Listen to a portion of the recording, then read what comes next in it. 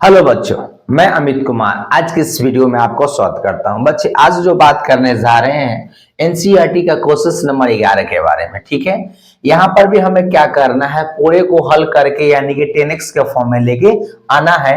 अब बात रहा सर ये किस तरीका से हल किया जाए ताकि हमारा 10x के फॉर्म में आ जाए। ठीक है, तो हम लोग क्या करते हैं, सबसे पहले पीछे वाले से काम करेंगे, है ना। यानी सबसे पहले 2 sin इनवर्स 1/2 को हल करेंगे।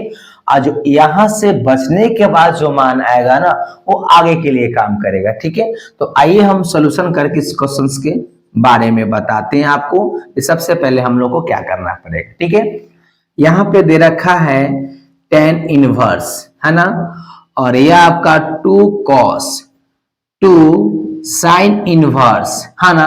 अब साइन में 1/2 जो मान होता है 30 डिग्री का होता है, तो 30 को क्या करेंगे हम, पाई के फॉर्म में लिखना हो तो पाई अपॉन 6 लिख पाएंगे।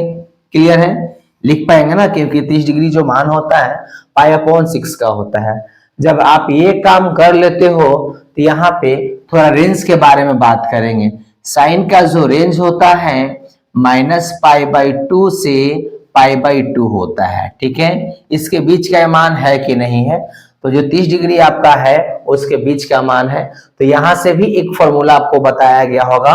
वो फॉर्मूला क्या था कि अगर साइन इनवर्स साइन x रहता है तो इसके हिसाब से x आपका आंसर होता है। ठीक है, या sine into sine inverse x होता है तो इसके हिसाब से आंसर क्या होता है, x होता है। तो इस फॉर्मूले का इस्तेमाल हम यहाँ पे करेंगे। ठीक है बच्चों, लिखेंगे यहां से 10 इनवर्स, ठीक है, 2 cos, है ना, ये 2 आपका रहेगा और ये रेंज के हिसाब से है तो फॉर्मूले यहां से निकलेंगे तो पाई अपॉन क्या हो जाएगा, 6 हो जाएगा, है ना। आगे देखते हैं, लिखेंगे 10 इनवर्स 2 cos। क्लियर है, यहां से 2 के टेबल में 3 कटेगा यानी कि पाई अपॉन क्या बचने वाला है, 3 बचने वाला है ना। आगे देखते हैं 10 इनवर्स, क्लियर है, 2 का 2 cos में पाई अपॉन 3, पाई अपॉन 3 कहने का मतलब है 60 डिग्री, तो cos में 60 डिग्री जो वैल्यू होता है 1/2 का।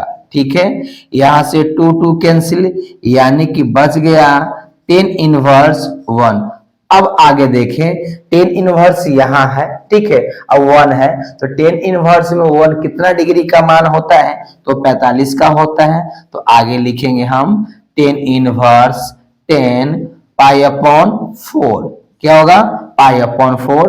जब इस तरह से आता है तो यहां पर भी लगता है कि रेंज चेक करने की बात है, तो जो आपका साइन का रेंज होता है ना सेम हूबहू वो 10 का रेंज होता है। ठीक है, तो रेंज के अंतर्गत में है तो यहां से भी आप सेम फॉर्मूला इस्तेमाल करेंगे, जैसे कि साइन इनवर्स साइन x तो केवल x होता है, तो उसी प्रकार 10 इनवर्स 10x तो क्या होगा, x होगा, मगर इस x के जगह पे क्या दे रखा है, पाई अपॉन 4, तो आंसर आपका होगा पाई अपॉन 4। तो क्लियर तो है, दिक्कत तो है ना, अगर हो तो आप प्लीज हमें बता सकते हैं।